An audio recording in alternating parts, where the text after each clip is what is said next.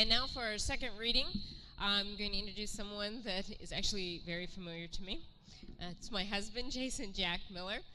Today he's going to be reading to us from the Revelations of Preston Black, and that is his third book in this linked series. It started off with The Devil in Preston Black, and then also the second book, Hellbender, was actually a 2013 Appalachian Writers Association Book of the Year nominee, and it was his thesis novel for Seton Hill University.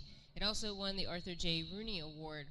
And I'm not sure what passage he's going to read to us today, so he told me it was going to be a surprise, so I'm just as excited about it as you are. Jason. Thank you, Heidi. I appreciate that.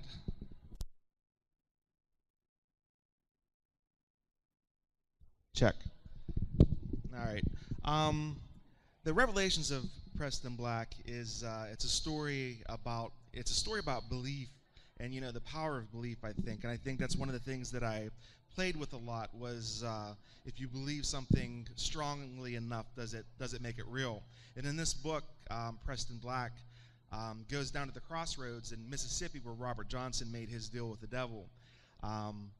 And the part that I'm going to read for you today is pretty much where everything hits the fan. I had been reluctant to read any parts with, the main antagonist up to this point. So that's what I'm going to read as one of my favorite. This is actually the scene that inspired this book. And I didn't actually realize that until just now. But this is the scene that I had in mind when I started writing this book. And I'm going to go ahead and modify my language slightly for this audience. So if you see an awkward pause, that's probably what that is. The crack of a hunting rifle cut through it all. "Oscar Mike," Ben yelled. And after a moment or two, the peepers resumed calling as if nothing had happened. "Let's go." Off to the far left, I saw one of the trucks drift to the water's edge. Headlights illuminated the entire pond. People disembarked from the bed of the truck as the second pickup pulled up behind the first. We followed Ben into black mud, thick as tar. A glow appeared over the water ahead of us, a dim blue light like a pilot light on a gas stove. "Fairy fire," I said, but nobody listened. Ben leapt into the water first. "Stay in the shadows," he said. "Don't drift away from the bank. Polly, call Andre and find out where him and his old man are." "Are there alligators?" I said, pausing at the water's edge. More fairy fire appeared to our right like runway lights, leading us to safer waters. "No, now get in." Polly let go of my hand and dug for his phone. I paused to wait for him in the cold water. My feet sank into the soft mud. The next step I took pulled my shoe right off my foot. The smell of decay rose from the bottom. Old mud, rot. Ben said, "But there are snapping turtles big enough to take your foot off, and giant catfish." I looked back and saw the people from the church following us into the water. We had a good 40 yards on them. Headlights shone through the thin, white, baptismal gowns they wore, creating silhouetted arms and legs. The shapeless men and women swept across the water like some kind of foggy wave. Preston and Polly looked at the same time. From the earpieces of Polly's phone, I heard a man's voice. "Polly, what's going on there?" But Polly couldn't speak. Neither could Preston. Not while Danica took her place at the head of the pursuit. It wasn't so much that she'd come to lead them. It was how she led them. "Go," Preston said, pulling me ahead. In a way, I wanted them to verify what I saw, that Danica walked on the water ahead of what remained of Hicks Church. As the men and women stumbled over submerged logs and tree roots, Danica glided like she was on ice skates. Preston and Polly's reactions made it very real. Preston pulled me into deeper water. The chill made my breath catch in my throat. "Paul," her voice came from everywhere, almost as if from the air itself. I released Preston's hand to cover my ears. Polly stopped. "Get him," Ben yelled. He shined a small headlamp into the water ahead of us, waving it back and forth over the black surface. In the darkness, I heard the buzz of a small motor, like a dirt bike. Preston retreated a few steps and grabbed Polly's arm. "Come on, brother." But Polly couldn't look away from Danica. The water got warmer as she moved closer. My chill had been replaced by a warm comfort. A crash of branches and limbs from the trees along the shore. Small yellow beams from a pair of flashlights cut through the distance in a way people in the water couldn't. Boggs yelled, "I'll come at you where you sleep, girl." "Polly," I yelled. Their flashlights skimmed the surface looking for us. The beams stopped when they found us, and Boggs squeezed off 3 quick shots. Once Boggs realized he hadn't drawn any blood, he resumed his pursuit.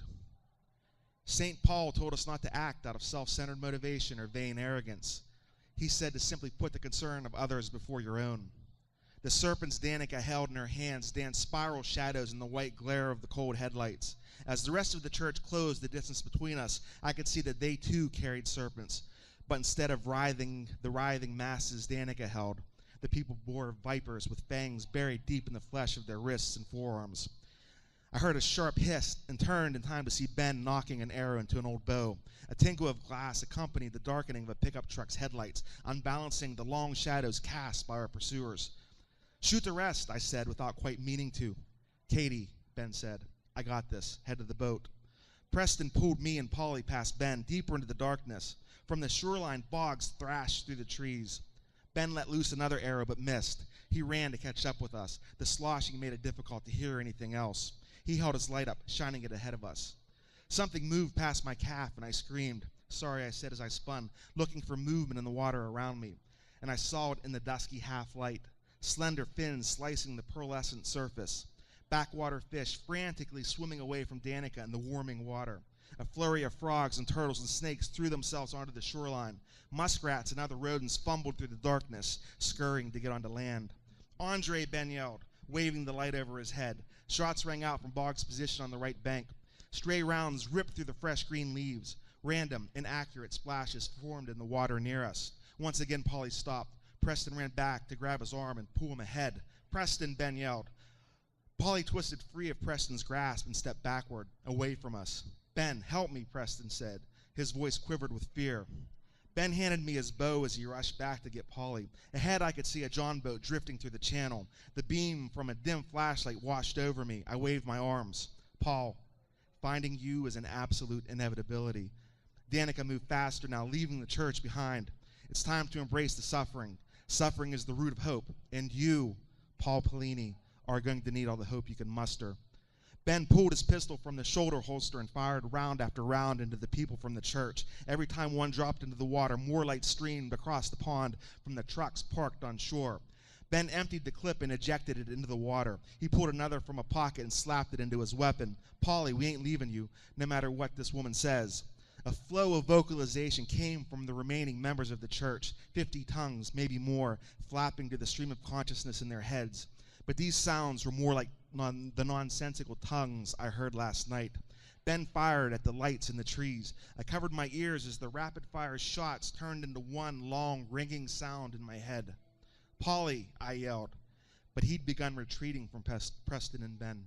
I wanted to run ahead with them to bring Polly back, but a voice from behind me instructed me to get into the boat. The tongues that our pursuers spoke came in unison. Every man, woman, and child said the exact same thing at the exact same time. "Ah, podum, zert, ho, vazal," over and over. I yelled, "Ben, shoot her." "Who do you think I'm shooting at?" "Just get in the boat," Polly said, walking toward Danica. "You boys get over here now," the other man in the boat called out. "Come on now, girl, you're first." Hands tugged Ben's bow out of my hands. The water felt like lukewarm tea. "Katie, get in," Preston said, handing me our phones. "Not without you." Ben said, "We're coming, but somebody has to be first."